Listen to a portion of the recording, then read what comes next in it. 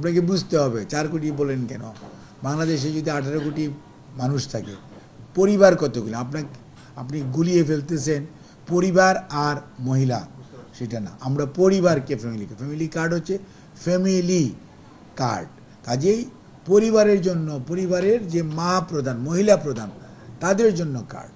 It is not that individual মহিলাকে দেওয়া হবে, ইট ইজ নট দ্যাট, এটা ফ্যামিলিকে দেওয়া হবে, বাট কার্ডটা ইস্যু হবে মায়ের নামে।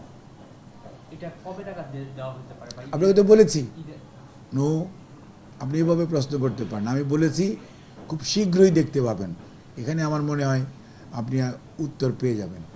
যেহেতু মানে এক গণহারে দেওয়া হবে, গণহারে দেওয়া হবে বলছি না, মনে হচ্ছে ইউনিভার্সালি দেওয়া হবে। আর এটা টিসিবির যে বিদ্যমান প্রকল্প না, ওগুলোর সাথে আমরা এটা কোনোই করবো না। আমরা এনআইডিকে করব, এবং আমরা আমাদের নিজস্ব মেথোডোলজি এবং লুফলস যাতে 0% থাকে, কোনো দুর্নীতি, কোনো ধরনের সীমাবদ্ধতা, এগুলো যাতে আমাদের টার্গেট ইনশাআল্লাহ 0% থাকবে। অপটিক্যাল ব্রাইটেনার, কালার গার্ড এবং জার্ড লক সমৃদ্ধ অ্যাডভান্স ফর্মুলায় এলো নতুন রে ডিটারজেন্ট পাউডার। এখানে যাদের প্রয়োজন নেই টাকাটা, তারা নিবে না, মানে এটা কিভাবে নিশ্চিত হতে পারে? সেটার জন্যই তো আমরা মাঠে আমাদের জরিপ আমরা এভাবে করবো। হতে দরিদ্র, নিম্নবিত্ত, তারপরে আসবে মধ্যবিত্ত, তারপরে আসবে উচ্চবিত্ত। মধ্যবিত্ত উচ্চবিত্তের কি ফ্যামিলি কার্ড থাকবে, কিন্তু ফ্যামিলি কার্ডের সেই এই যে সাপ্লিমেন্ট, সেটি কি তার নেওয়া উচিত?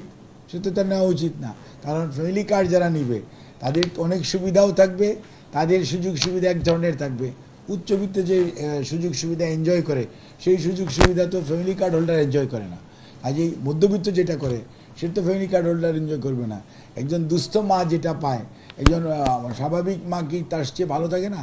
কাজে এটা নির্ভর করবে। আমরা যেটা করতে চাচ্ছি যে ফ্যামিলি কার্ডের মধ্যে এটা এমন একটি কার্ড হবে গ্রেজুয়ালি ইন ফিউচার, এটা আজকে না, ইন ফিউচার, যেইটা আপনাকে সমস্ত ডেটা দিয়ে দিবে, ওই ফ্যামিলির সকল ডেটা আপনাকে দিয়ে দিবে, এবং কোনো অবস্থাতেই যারা পাওয়ার জন্য উপযুক্ত ওনারাই পাবেন।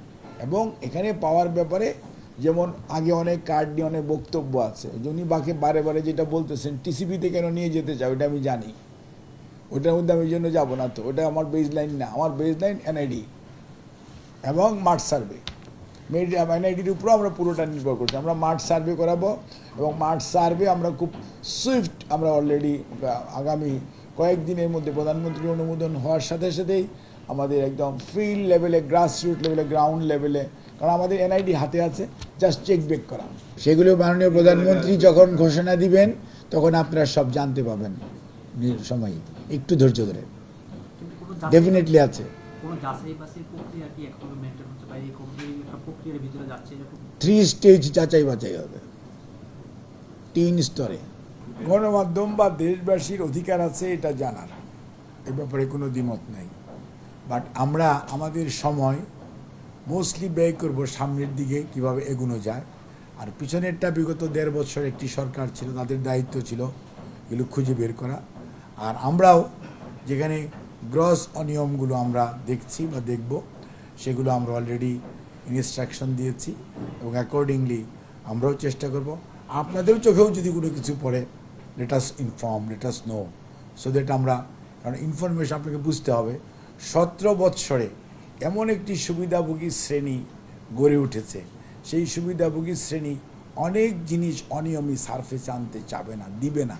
অর্থাৎ প্রতিষ্ঠানগুলো অনেক ক্ষেত্রেই তার যে সুশাসন যেটা হওয়ার কথা, সেই জিনিসটা থেকে কিন্তু আমরা অনেক যুজন মাইল দূরে চলে গেছি। কাজে এটার জন্য সবার সহযোগিতা দরকার। মন্ত্রণালয়, অধিদপ্তরের কর্মকর্তা কর্মচারীদের যেমন দরকার, আপনাদের দরকার, বিশেষ করে গণমাধ্যম কর্মী। আপনারা তো মনে করেন সমাজের দর্পণের মতো, you can bring lot of things to our notice, এবং সেটা আর জানার অধিকার definitely this is for the public. আমি তো আজকে দায়িত্বের 5ম দিন চলছে। 5ম দিন চলার পর প্রথম বোঝার চেষ্টা করছি, এখনও করতেছি, এবং গ্র্যাজুয়ালি, কারণ ব্যাপারটা হচ্ছে আমরা তো 18 বছর এই ত্রিসীমানায় আসি নাই। কাজে আমরা অনেক কিছু ইনফরমেশান আমাদের আছে, বাট ইনফরমেশানগুলো ফ্যাক্টস হতে হবে।